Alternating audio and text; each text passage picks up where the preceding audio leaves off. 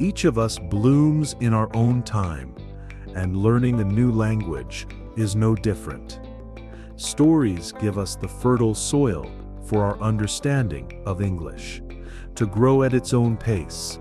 Today's narrative is about the beauty of individuality, and it is also an opportunity for you to cultivate your vocabulary in a natural and inspiring way. We live in a digital garden, an infinite feed, where all the other flowers seem more vibrant, taller, and blooming in the perfect season. And in this garden, a silent, poisonous question begins to grow in our minds. Why am I not like that?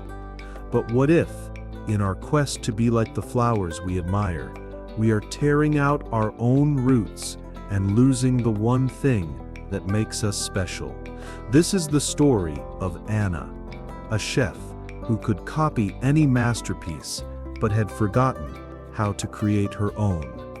In the immaculate kitchen of one of New York's most prestigious restaurants, Anna was an artist of precision. Her desserts were sculptures of sugar, architecture of chocolate, technically perfect in every detail.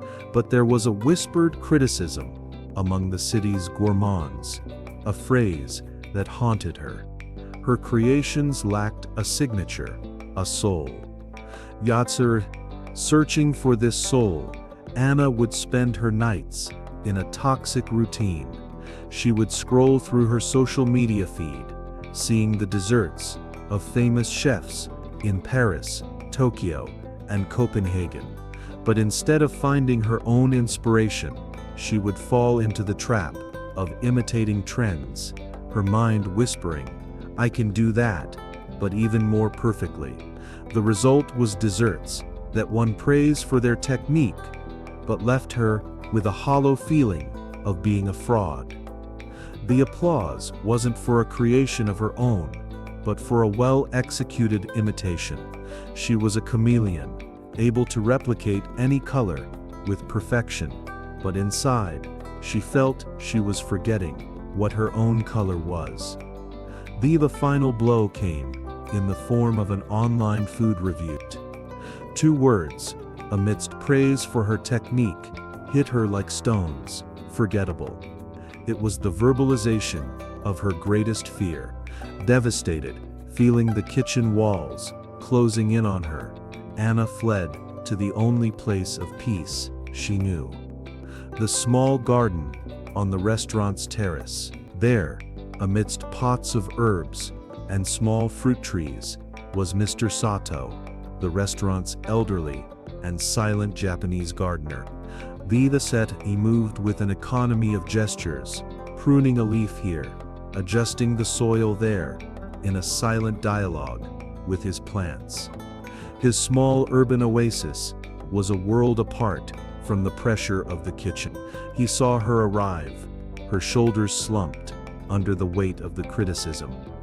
But, with the wisdom of one who understands that the earth needs silence to heal, he didn't ask what was wrong. Instead, he approached, held out his hand, and offered her a small, ripe peach that he had just picked. The warmth of the sun on the fruit and the simplicity of the gesture were enough to disarm Anna. Holding the peach, encouraged by Mr. Sato's calm, Anna finally verbalized the anguish that was consuming her. "I feel like I don't have my own voice," she said, her voice thick with emotion. "I see what other chefs do, what's popular on social media, and I imitate it. It's technically perfect, but it's empty, soulless. It's not me, it's just an echo." Mr. Sato listened attentively, then gestured for her to follow him through his small rooftop garden. He stopped beside a delicate cherry tree. "The cherry blossom is loved for its fleeting and ethereal beauty," he said. He then pointed to a sturdy peach tree. "The peach is celebrated, not for its blossom, but for its sweet, and juicy fruit. He continued, showing her the apricot and the plum tree, each with its unique characteristics. None of them look at the other with envy. The cherry does not compare itself to the peach. The apricot does not try to blossom in the plum season. Each has its beauty, its strength, its own season. In Japanese, we call this Oubaitori. He then turned to Anna, his eyes holding the calm of the garden itself. You, Anna, are trying to be all the flowers at once, seeking the approval of a garden that is not your own. When will you stop looking sideways and just tend to your own roots to discover what your flower is? The metaphor, so simple and so natural, hit Anna with the force of a fundamental truth, disarming years of comparison and self-criticism with a single, gentle question. The single, gentle question. Mr. Sato's question, "What is your flower?" continued to echo in Anna's mind. That night, for the first time in years, she did not seek inspiration on a screen. She did not open Instagram. Instead, she looked inward. She picked up the phone and called her grandmother, asking for the recipes for the simple, memory-filled desserts of her childhood. Back in the kitchen, Anna began a new creative process. She took a nostalgic flavor from her heritage, her grandmother's spice cake, and instead of simply replicating it, she used all her sophisticated technique to elevate it. It was no longer an imitation, it was a translation of her own history into the language of high-end pastry. The dessert she presented the following week was not a trend. It didn't look like anything that was currently in vogue. It was 100% Anna, and it became a resounding success, not just for its exquisite flavor, but for the story and authenticity that customers could feel in every bite. The final scene of her journey shows her on the terrace at dusk, offering a small taste of her new creation to Mr. Sato. He tastes it, and a knowing smile lights up his face.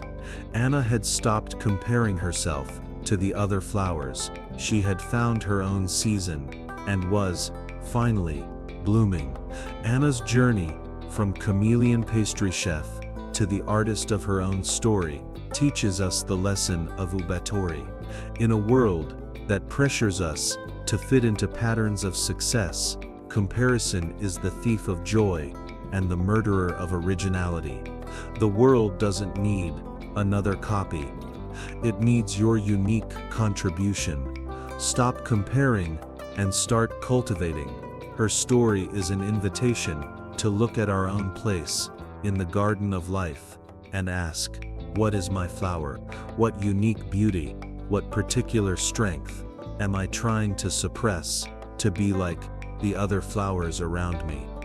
If this Japanese lesson about the beauty of blooming as yourself resonated with you, leave a comment below, like, and share this video, so this message can find others who are trying to be a flower that is not their own. And don't forget to subscribe for more stories that teach us to grow in our own season. Until next time, stop looking at the other flowers and tend to your own roots.